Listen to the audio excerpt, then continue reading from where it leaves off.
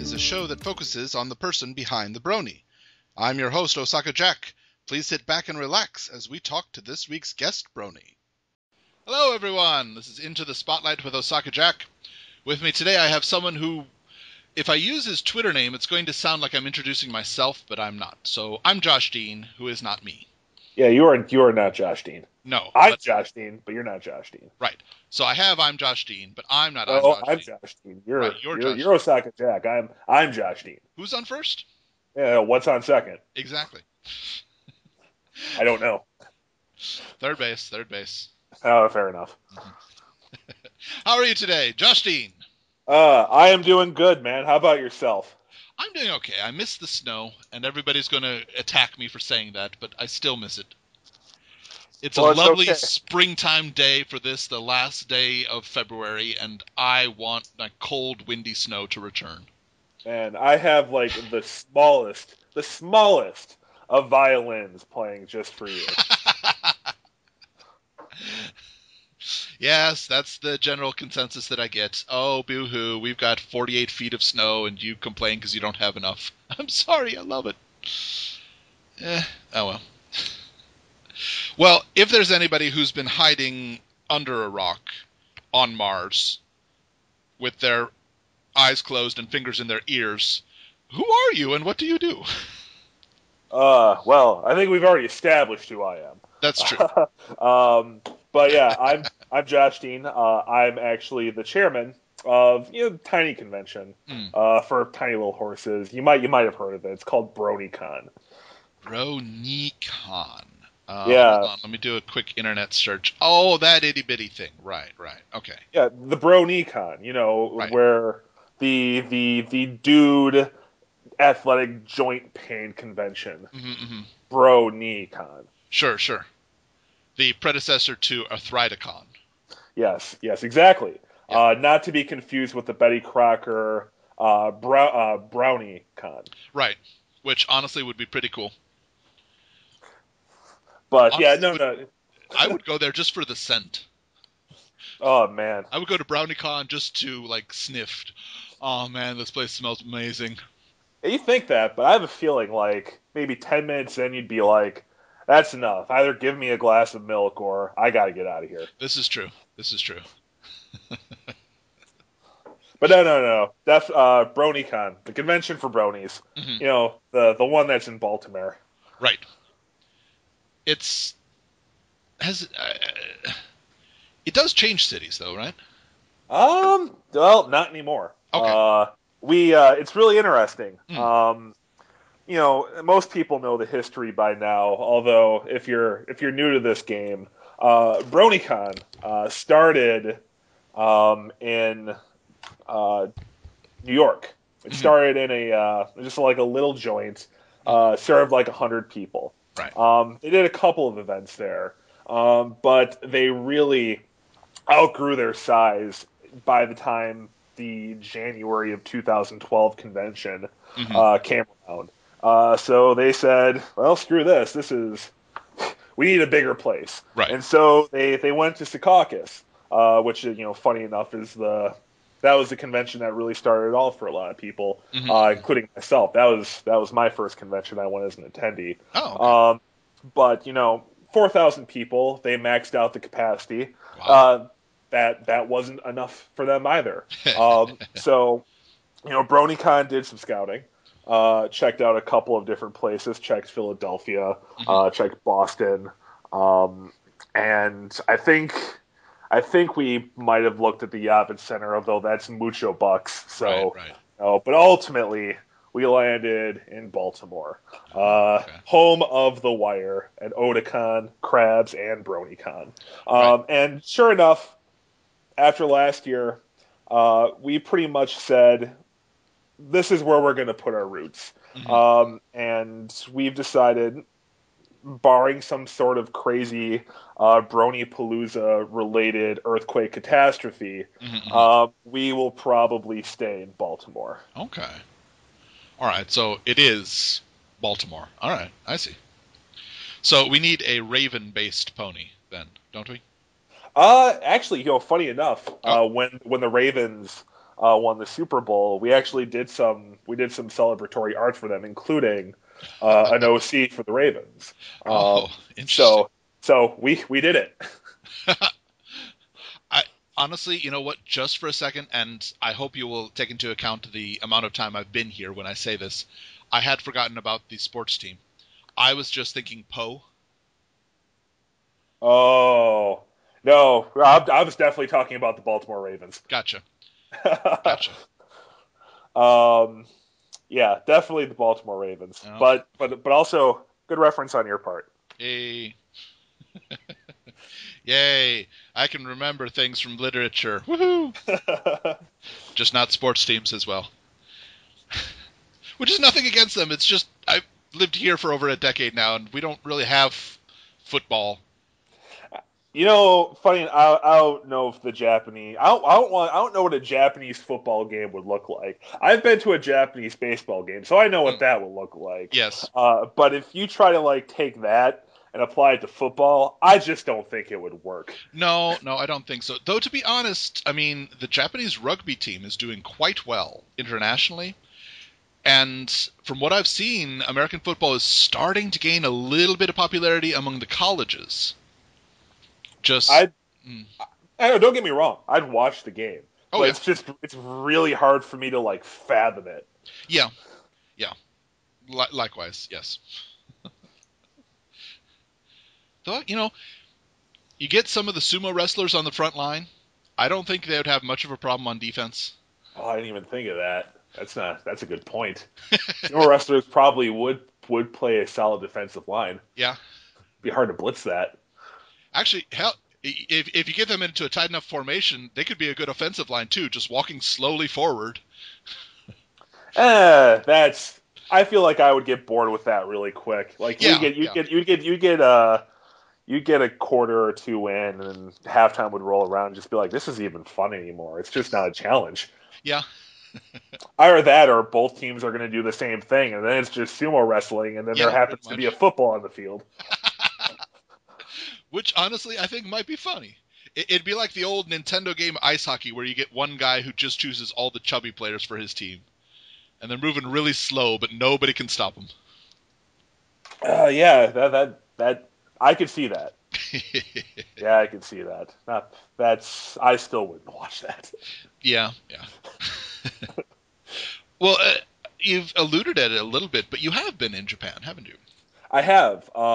Back in about 2005, I spent a few months in Japan for college. Okay, Uh, technically started in Kyoto, okay. but flew down to Nagasaki, Mm. and then slowly, me and the group I was with made our way back up to Kyoto.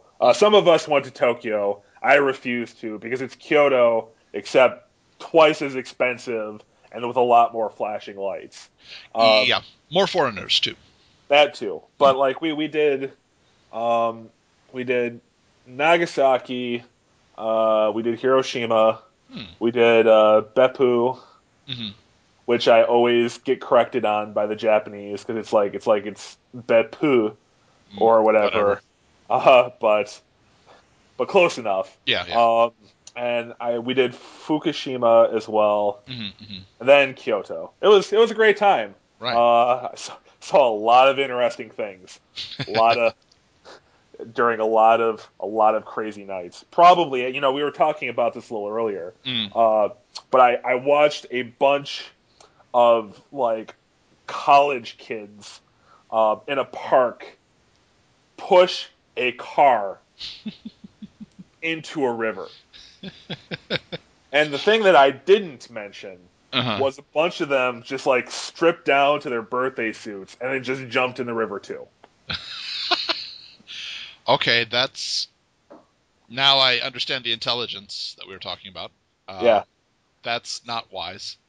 no, this is why you don't get completely blitzed Yeah, at 4 in the morning in the yeah, middle of Kyoto. yes. Yeah, that's yeah. You see some things, kids. Some really weird things. Indeed, yeah. The drunk patrol will be out. But no, it was a really good time, an expensive time, but definitely not something I would trade for the world. Yeah, that's Uh, nice. like even if you don't do like Japan and you do like another country, Oh yeah. uh, definitely always worth going out and seeing the world. Yeah, I recommend that. I always found it hilarious when I was in high school, even college, or anytime. I would have family members who would say how much they wanted to visit the moon and go to other planets, and meanwhile they had never driven out of the state. Oh It's like man. I can understand if somebody can't go international because it can get expensive, but you've got a car, and we have one of the best highway systems on Earth, and you're not driving anywhere. You're not visiting a new place. Why do you think you would go to the moon? I don't know. I part of me agrees with you, but at the same time, I can't necessarily blame them for dreaming big. Oh yeah. I've always wanted to do some space travel. Oh, I'm sure I, it'd be interesting. Just in my mind, it was if you're not going to drive an hour out of your way, I don't think you're going to do several months of prep time to leave the planet. I don't know. Maybe you would. Maybe I think it takes a special kind of person Yeah, to want to do that. But these people might have the stuff. yeah. And honestly, some of my family members, I would gladly fund their trip off the planet. Not the return, but I would gladly fund them to get off the planet. Oh God, No, no, you're I'm just joking. saying I'm that joking. Yeah, I am. I wouldn't pay. just in case Ma's listening.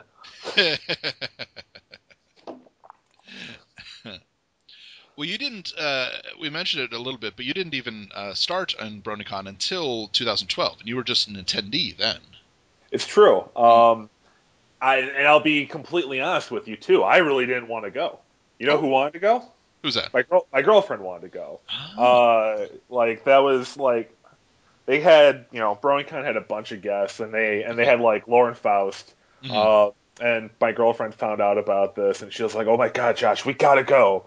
And eventually I just buckled and I looked at her and I was like, "So you want to go to Bronycon?" She was like, "Yes." I was like, "All right, well, we'll take a road trip there." And went and it was a heck of an experience. Hmm. Um, that ultimately left me with a really, you know, cheesily put yearning desire to want to do something for this fandom. Sure. Um, and by trade, I'm a web developer. I do Hmm. web consulting, JavaScript consulting Okay.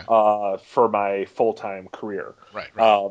And I looked at BronyCon's website for 2012, and for those of you who remember it, it was big, it was black, it was neon colored with rainbow dash, Yep. and it sucked. It looked terrible.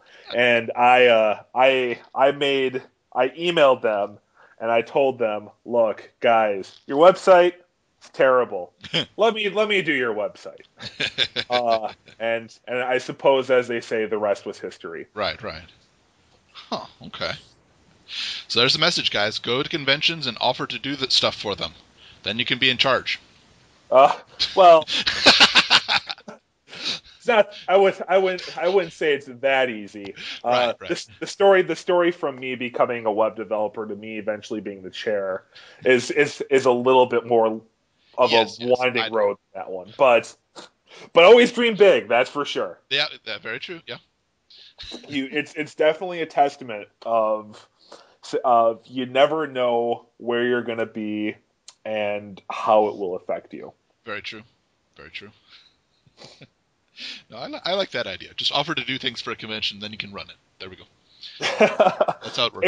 A to B. Just be like, you know what, you go and you email Everfree Northwest and be like, so I make websites. I'm gonna run your convention now. Look out, Pajati, I'm coming for you. I would be interested to see how many emails they get at this point, just requesting that. He said it was okay. This is how it's done, right? Did. Chair of BronyCon said, go email Everfree Northwest and tell them that you want to be the con chair, and then tell them that the Mariners suck and the Orioles are awesome. Oh my. What For have I those started? Oh dear. for those who don't know, there's a friendly rivalry between Everfree Northwest and Bronycon's baseball teams. Okay, okay. Because we had a game in Baltimore during Bronycon, and coincidentally enough, we have a game in Baltimore for 2014 as well. Oh my. So it's going to be a rematch. Interesting. Interesting. Mhm. Because as we all know, football didn't go so well for the East Coast. Not this year. Not this year. Although truth be told, I'm a Packers fan. Oh, So okay. All right. I'm from Wisconsin, so Gotcha. I'm, Cheesehead. I'm obligated to be a fan of the Packers, Hmm. of beer, Right. and the lesser known Bloody Marys. Interesting. That's is does it originate from that area or is just very popular there? It's just very popular. Okay. Okay. I mean, it's by the dog or hair of the dog that bit you. I Sure. think is Sure. the phrase. Right. Uh, and Sunday morning is not complete without a Bloody Mary. Interesting. It was just this last summer I was introduced. It was in Japan. It actually came in a can, which I found bleh. But what was the name? Red Eye. Red Eye. Red I'm Eye not. is beer with tomato juice. Oh, oh, That was oh. kind of my response, and I got a can of it. And apparently, you're supposed to not shake it, but you're supposed to turn it upside down and then allow it to mix. And I tried it, and yeah, it was completely horrible. Yeah, I think I just vomited a little in my mouth. Though to be Look, honest, I don't care for tomato juice on its own, so I probably wasn't the best test audience. But at the same time, bleh, no. let me tell you this. So if you're gonna mix a beer and a juice, there's only one juice you use, and that's orange juice. I would And agree. what we call that is a beer mosa. Okay, I've Uh, had a lunchbox before, which uh, is a shot of Jägermeister in in a large stein that has beer and orange juice in it, and you slam the whole thing. well, it's kind of like that, but not as terrible. Okay, it was really good. I enjoyed it. But well, I mean, you use a specific beer. You do like a white ale or Okay. a wheat beer, Uh huh. and then it's just really good. I mean, it's if you don't like champagne, but you kind of want to do a mimosa, All right. Huh. beer mosa. Interesting. Okay. Mimosa. Huh. Like I said, I'm from Wisconsin. I know Sure. my alcohols. Oh yeah, absolutely. And to be totally honest, I did not enjoy beer very much in the States, but I have become quite a large fan of it. I think Japanese beer is done very well. I'm a fan of the super dry. Okay, yes. Oh yeah, Asahi Super Dry. Excellent stuff. Yeah, the Japanese know how to brew a decent beer. I'll give them that. Well, not just beer. This apparently has caused a little bit of an international rift in the double-blind Scotch competition. Japan Oh, has won for the past few years. Japanese Scotch, Japanese 10-year-old Scotch has apparently been the best in the world for the past few years, which has caused a bit of a rift in Scotland. yeah. I've been to the Centauri plant Uh huh. and done their taste tests. Yeah. They do some fantastic whiskeys. Yes, indeed. Um, I don't know. This is a testament to Japanese. I don't want to call it naivety, but very hospital. Their hospitality. There we Okay. go. Um, that whiskey tasting tour, Uh huh. absolutely free, and you can go as many times as you want. I'm going to do a quick plug here for my hometown, St. Louis. You can go on a Budweiser tour for free, and you Oh can do it yeah, up to 3 times a day. And at the end of the tour, you do get 2 free beers or as much soda as you'd like. yeah. But you know what the downside of that is? I'm ready Then for you the joke, but go ahead. then you have to drink Budweiser. I tell you what, as an incredibly poor college student, it was a great relief to me to be able to wake up, go to the free zoo, which is the largest in North America, the free art museum, and then do a free brewery tour. I'll give you that. That sounds like a heck of a good time as a Mm, college student. I it would is. have killed for that. Yeah, yeah, yeah. But I understand people mock Budweiser, and to be honest, yes, I would put Japanese beer quite highly of it. But at the same time, it's hometown brew, and I gotta be proud of it, even when Japanese people will buy one and say, hey, look, I bought Budweiser. Oh, yay, thanks for supporting my hometown. Well, I mean, you know what the unofficial slogan of Budweiser is, right? No. Hey, at least we're not Coors Light. Ah, this is true. Which, Yes, yes, very true, very true. And if you're a fan of Coors Light, I'm happy to recommend any number of large amount of psychiatric hotlines, or support for those who have no taste buds. I can provide for this. Oh, I'm gonna get in so much trouble, but whatever. Well, I'm curious. Since the time that you have been involved, what are some of the larger changes that Bronycon has gone under? well, since I've started? Yeah, well, since you've been involved in it and have been aware of it, obviously that includes head time, but Sure. Well, I would say a lot of things kind of just streamlined. Like okay, there's a lot of back end things that people might not necessarily see, just in terms of the amount of people who work on BronyCon, right, who either are just really good at what they do or they do it professionally. okay, Um, and just the amount of just sheer experience after like 3 years, right. um, that makes it a lot easier to put on such a large convention. Hmm. I would Um, imagine that you get quite a few applications every year. yeah, and I'll admit we could definitely always use more. Okay, It takes like the I'd say the before convention staff, uh huh, probably like a lot of the operations is done by a staff of under 100, okay, which is still a lot. yeah. But we typically need about like 400 people Wow, okay, to volunteer and staff, mm for just all the different departments. sure, And it's not even part of it's because we're such a large convention, but right, another part of it is because we don't want people to work like 72 hours straight. We want to sure, put people in like 8-hour shifts so right, they're not working to the bone and have some time to relax and maybe see some things at the convention too. sure.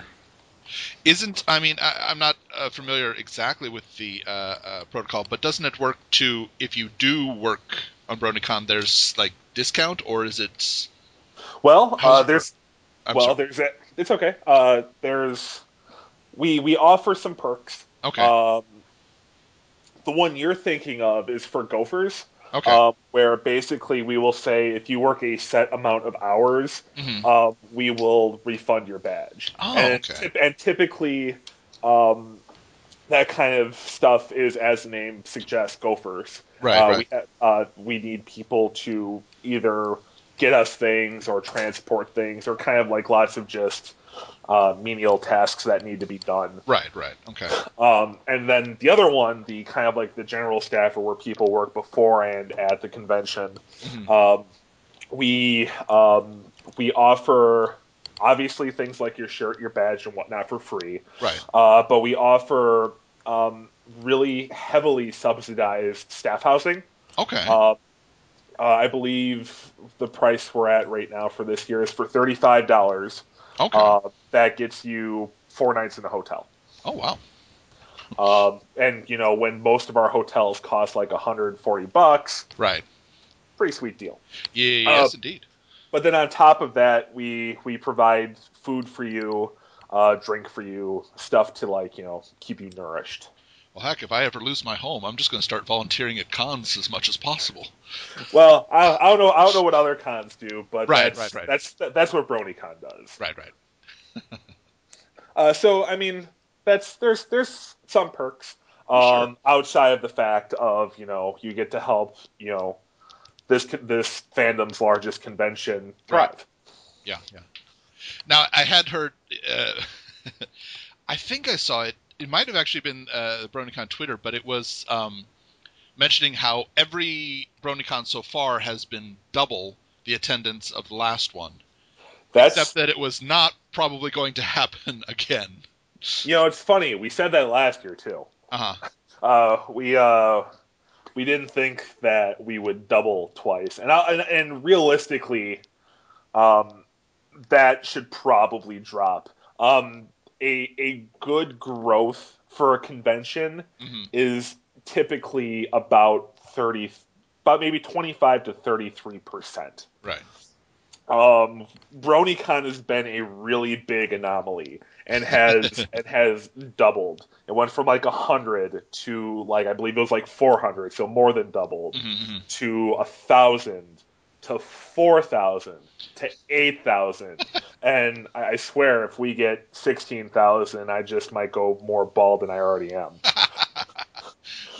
Do you happen to remember what is the capacity at the center that you're at now? Well, I actually don't, but I will Okay. tell Okay. you. I will tell you this: Mm, Otakon, which is America's largest anime convention, sure.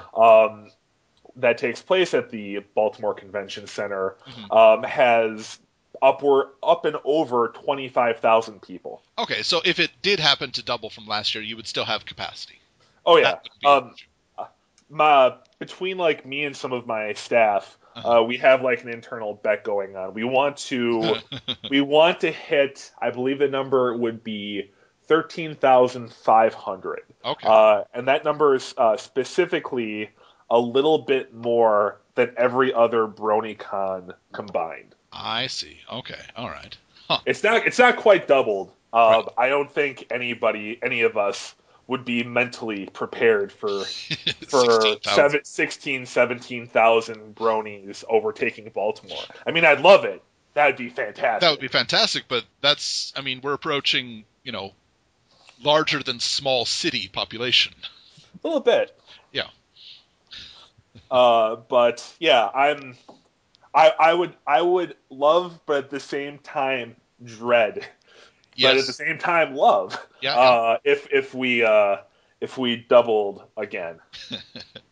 I can foresee it just every year doubling, and by 2050, half the population of the planet will be BronyCon attendees. And It the convention center will have to be like the eastern seaboard. Oh geez, it would be like Burning Man for ponies. Brony Man. Brony Man, there you go. So I'm wondering which effigy we would use. No, let's not I speculate on that. Let's not. I don't know if BronyCon or Bronies are going to be around till 2050. If it is, it certainly would have been a very interesting ride that didn't end. Uh, Yes, yeah. I can. but I don't think it'll be in the same capacity. No, uh, but at the I don't, same time, we still have people who love the original Star Trek, and that hasn't been on since the '60s. So it's true. I just kind of thinking about it. I've whenever it ends, whatever. I've kind of held the same mantra that I tell time and time again to people who always like to talk about this fandom and mm, is it going to end? Is it not going to end? right. And it really boils down to simply put, this fandom is just riding the lightning. Yeah. Um, Going where it goes, and at the end of it, if everything was just to magically shut down, and there was no more EQD, there was no more EFN, there was no Hmm. more anything. Um, it's all at the end of the day. It's all about what you did. It's all Yeah. about who you met, and it's Hmm. all about the stories you got. Yeah. So if you got those and everything ends, that's all that's important. Yeah. Very true. Yeah. Hmm. Yeah. It's probably not going to be something that we induct our grandchildren into. But I don't know. At the same time, it's not something I would feel ashamed telling my grandchildren about. Oh, absolutely not. I mean, hey, we got 5 more years, right? At least, yeah. Then the spin-offs start. Oh man, I can't imagine spin-offs. A lot of people talk about like, oh man, obviously you want to have a spin-off for the Cutie Mark Crusaders, Um, uh, but I'm not really sure. I mean, really, isn't that just kind of technically more of the same? Yeah, when you look at like Happy Days and all the spin-offs that produced, at least all those stories were at least kind of unique. yeah, One of them had an alien. yeah, but very true. Yeah. Um, A lot of that people was forget that was Happy Days. Good on you for remembering that Mork came from Happy Days. oh, absolutely. How could one forget? Uh, A lot of um, people do. Now, apparently, if there were ever a spin-off, I think it would have to be something related, but not. I could see a Wonderbolt story. ooh, We'll focus on the Wonderbolts and items that they have done or do, and Tales from Everfree Forest. you see, those would be good, Hmm. but I feel like those would probably work better in the comic medium. True. Very true. Especially like the Tales of Everfree Forest. That has almost like a Tales from the Crypt Yeah, sort of thing going on for it. That would work really well I in think the so. Yeah. comics. Yeah, I think it's possible. And not necessarily animated, like you said, a comic could work. But I'm just, brainstorming, throwing things out so that eventually I can say, "Hey, check this interview. I posted it here. Check it out." 1 year later, they did it. I called it. I called it. Bam. Hell yeah.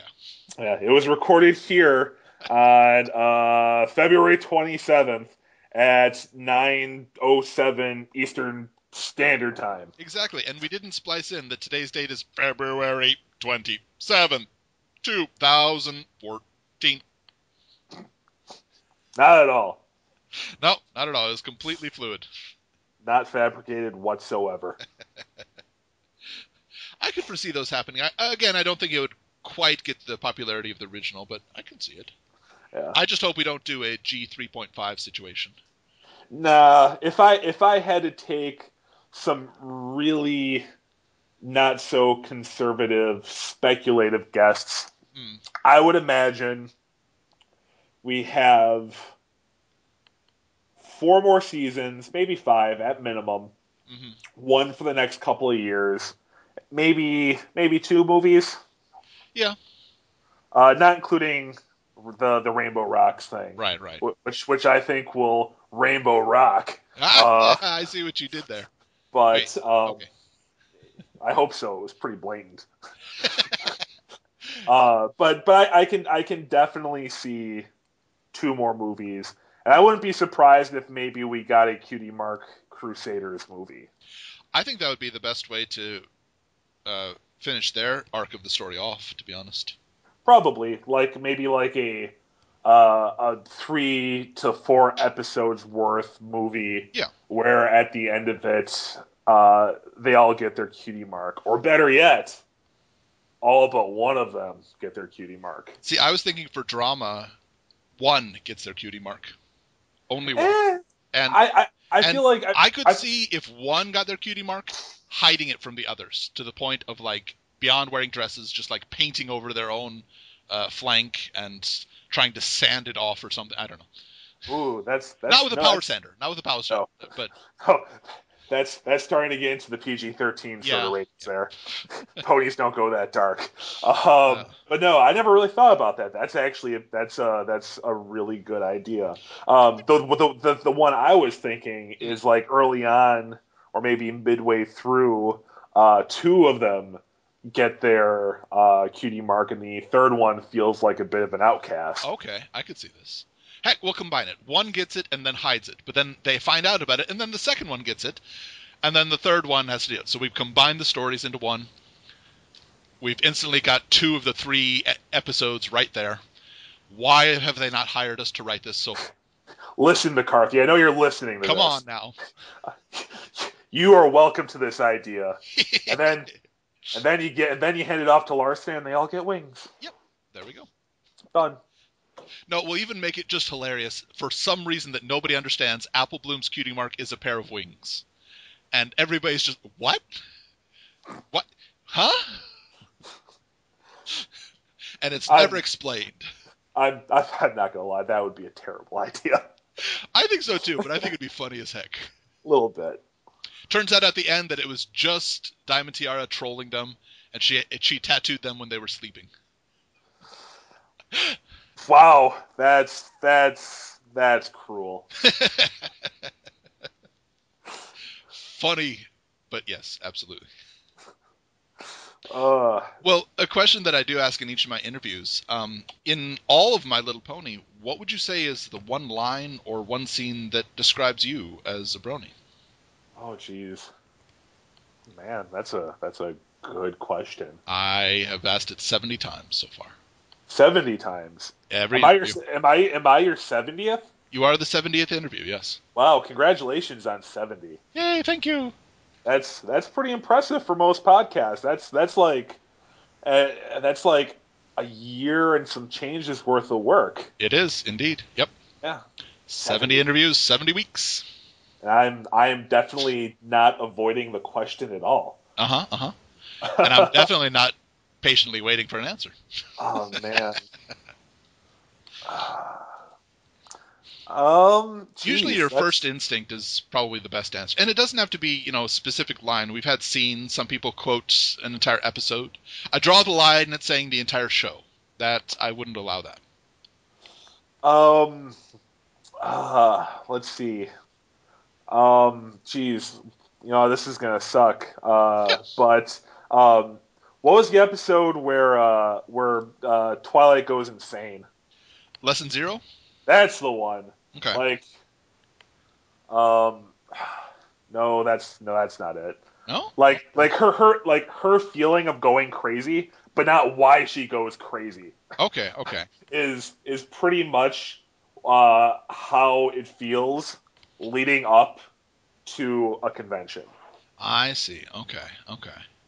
Uh, a mixture between that and the art of the dress, Okay. just being like crazy, crazy busy, having to do things and then redo things, Hmm, hmm. and just that level of stress and panic. Sure, sure. If it's not quite the answer you're looking No, for, no, that's a decent answer. I can understand. that is kind of like a little bit of what it's like to be conveyed Ah, running okay. running running the convention. Sure, And sure. then thusly I will then steal that and say, hey, that's like being me. Okay. I think that's legitimate. I But found of it. course, you never show that. You're always calm, cool, collected. Absolutely. Yeah. Of course. Yeah. Don't let them see you sweat. So screams internally. All the screams internally. I thought it was. I don't think it's completely out of character at all. I think it's absolutely 100% character. But I thought it was hilarious the difference between Twilight's reaction in Lesson 0 when she thinks that she has a task that she hasn't done, that her mentor has given her this task and she hasn't done it, and completely freaks out. And then this last week, when all of a sudden she was planning on teaching 3 little fillies and a whole class shows up and she's fine. She's like, all right, I'll be teaching 40 kids instead of 3. Cool, let's do it. Doesn't even blink.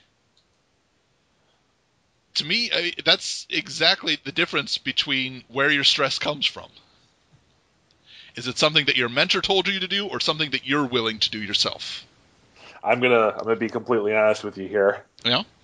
I've not actually seen this week's episode. I won't spoil a darn thing. I won't say another word about it then, and I apologize for saying as much as I have.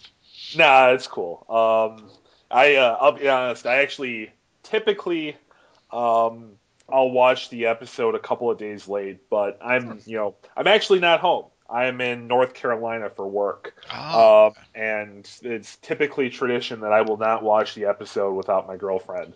this is Uh, a good thing. I highly approve of this.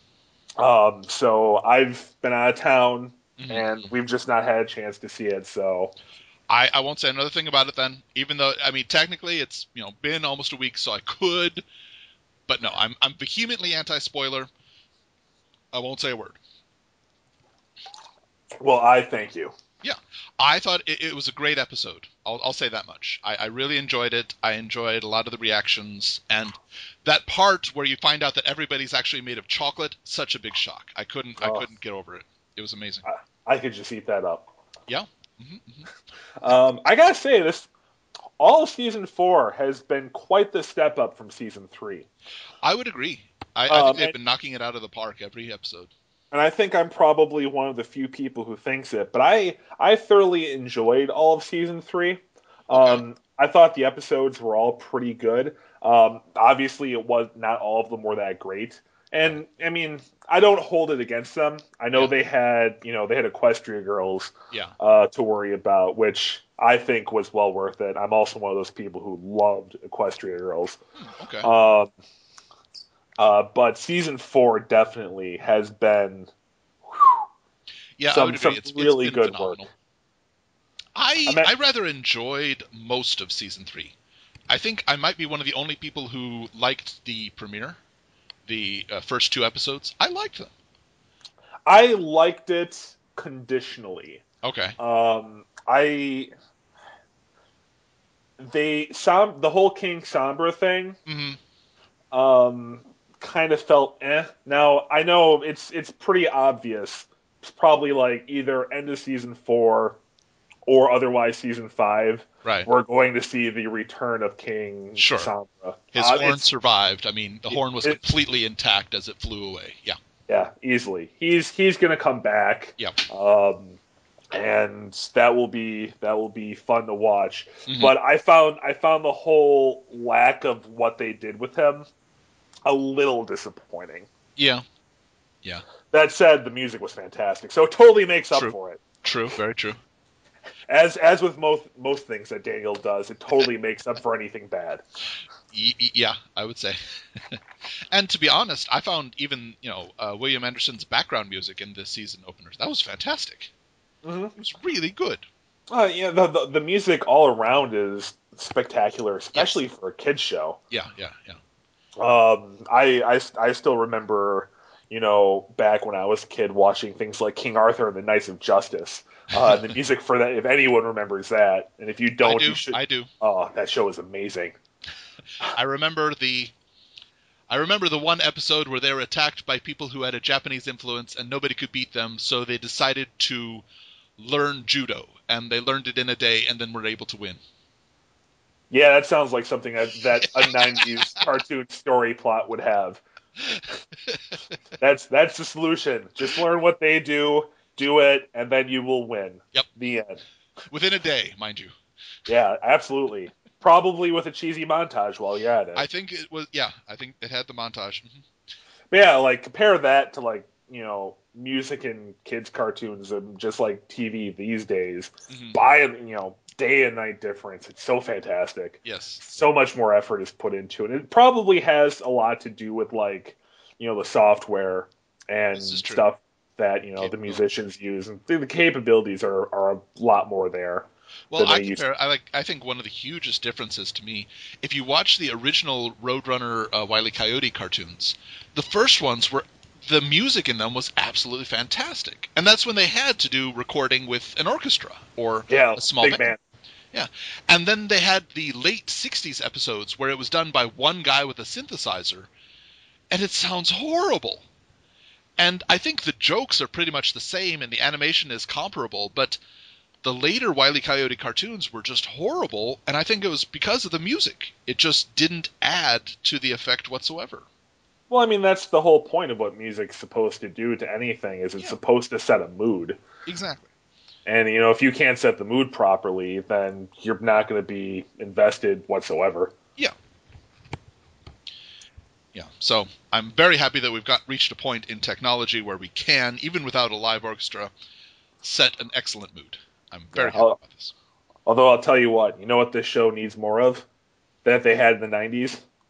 Needs a lot more montages. Indeed. Yeah. We got the one with the Cutie Mark Crusaders with that addicting song. Yes. But man, we need some more montages. I think we should go in the direction of Strong Bad and have enough montages where we can eventually make a montage of montages. Man, that idea is whack. Totally. I'm not even talking wiggity whack. I'm just talking regular kind. Oh, wow. And make you jump. But anyway, I digress. That's all my show is digression. We don't need to apologize for digression. That makes up like 98% of my shows. I should rename it. We'll just call it digression. Digression with Osaka Jack. Yeah. The whole intro will be, and now digression with Osaka, you know that guy. The one I've been talking about. Oh, hey, his mother called the other day, and we were talking it. No, you know what? Not even digression. Just be like, be straight to the point. But I digress. With Osaka Jack. I might Wednesday have to get nights it on changed. EFN. Interesting.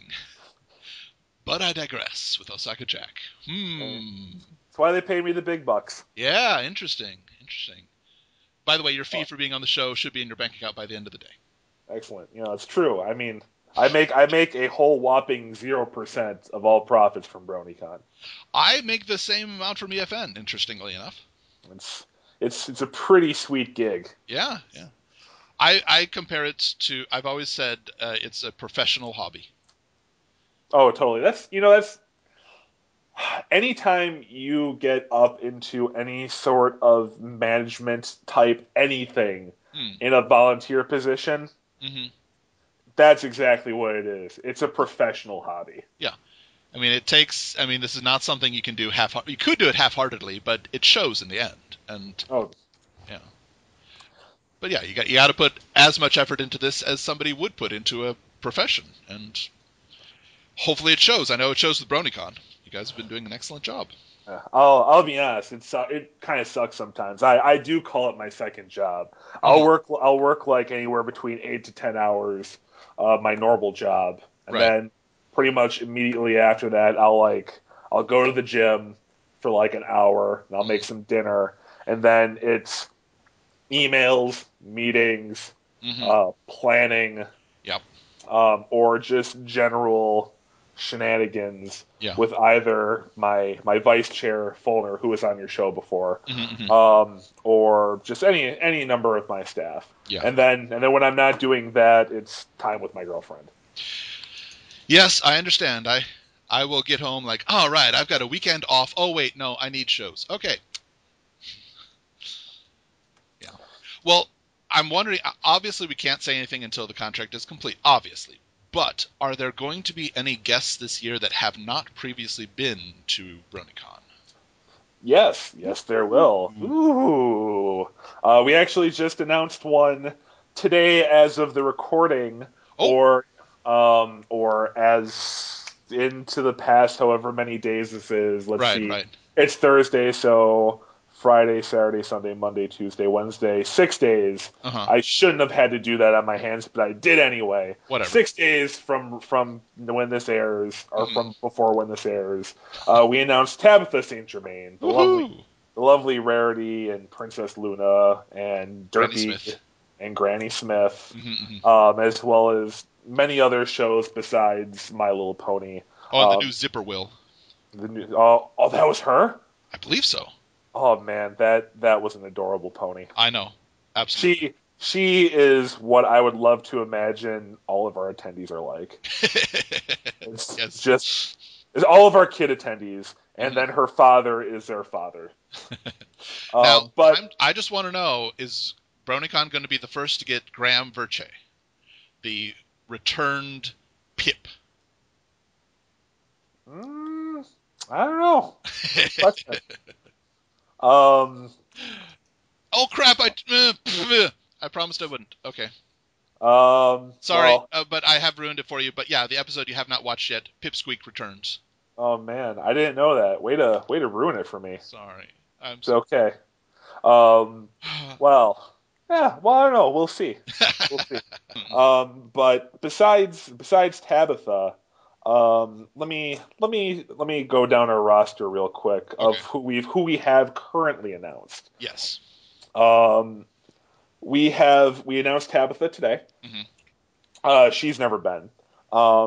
Pairing really well with Tabitha is Kazumi Evans, who's never been before. Oh, okay. She does Rarity's singing voice. Yes, and I believe also she does Silver Spoon, right? I believe you are correct. Yeah. It'd actually be really fun watching the two of them converse together. Yeah, that would be cool.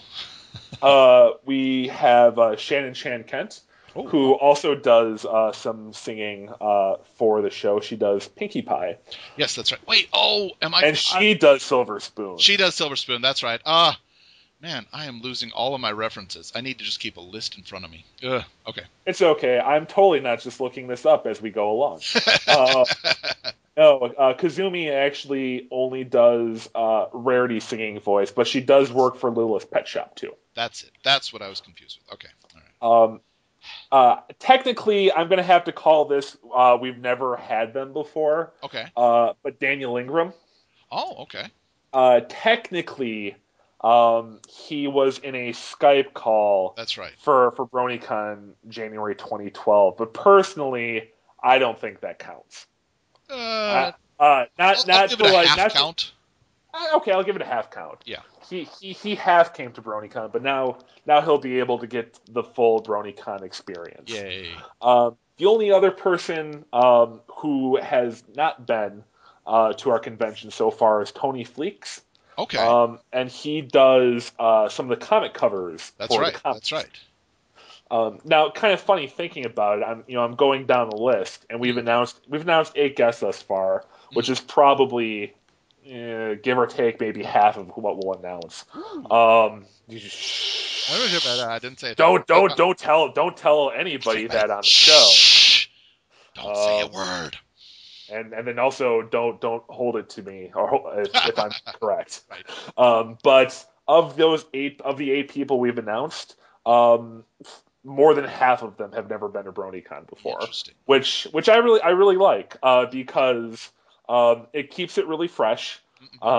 And it allows us to give new people what I like to call the BronyCon experience. Sure. Because I like to think we do a really good job of treating our guests of honor really well. And our attendees, I mean, it's a really fantastic experience to walk on stage in main events hall and just have four to 8,000 people just exploding to see you. Yeah.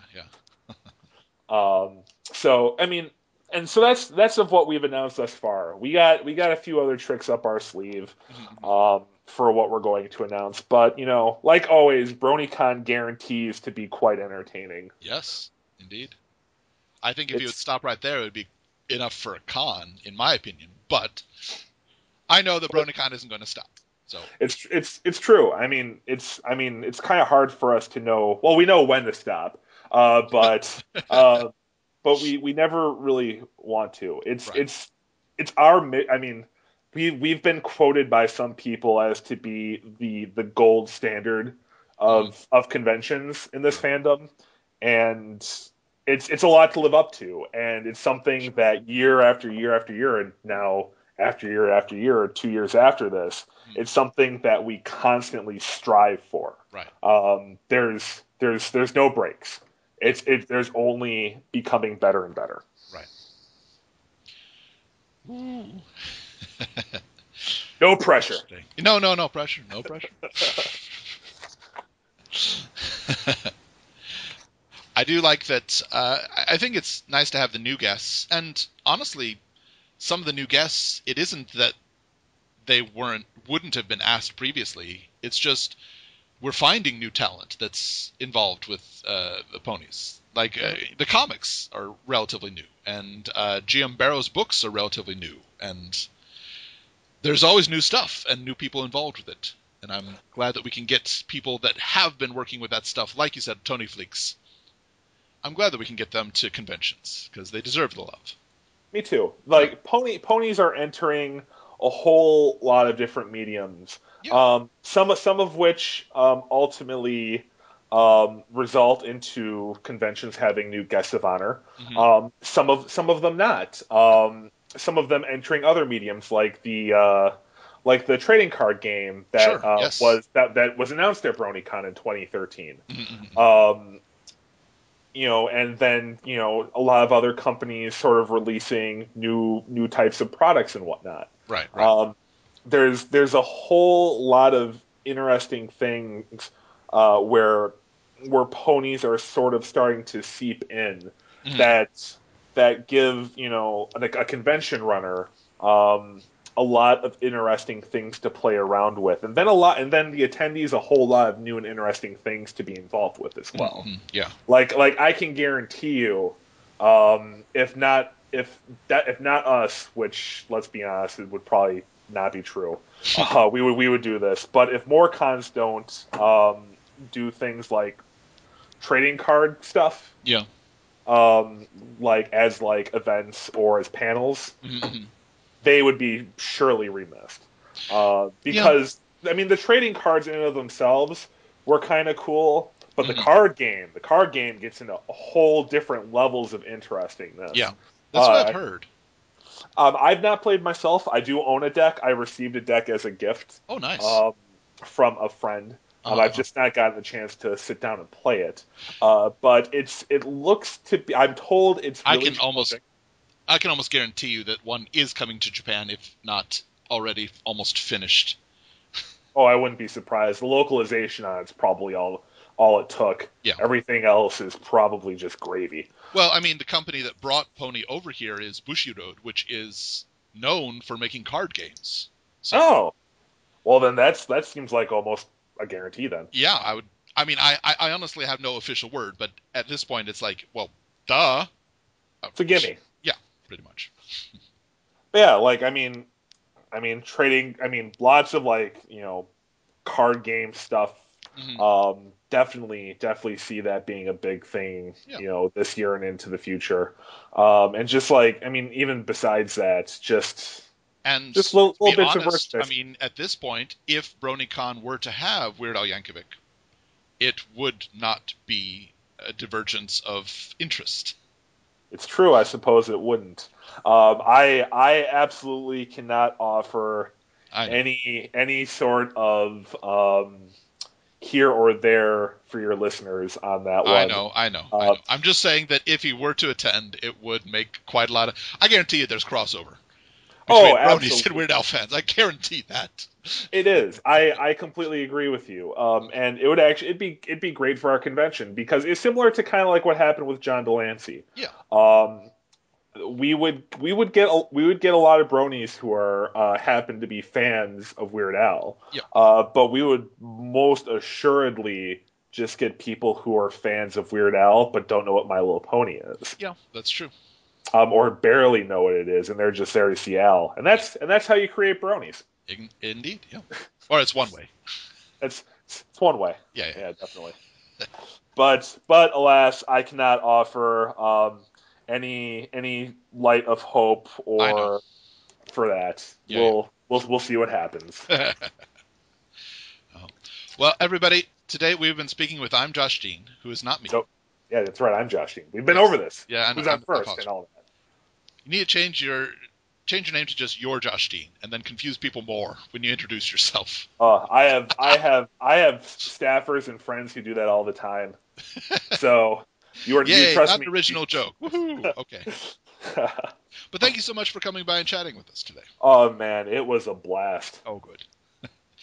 Everyone, be sure to follow I'm Josh Dean on Twitter and Bronycon. There's a few sites you can go to check that out, of course. We're definitely on all of the social medias. Mm-hmm. Yep. Or at the very least, just go to bronycon.org. This is how it works. Yes. This has been Osaka Jack with Into the Spotlight on Everfree Network. We'll catch you next time. Bye guys.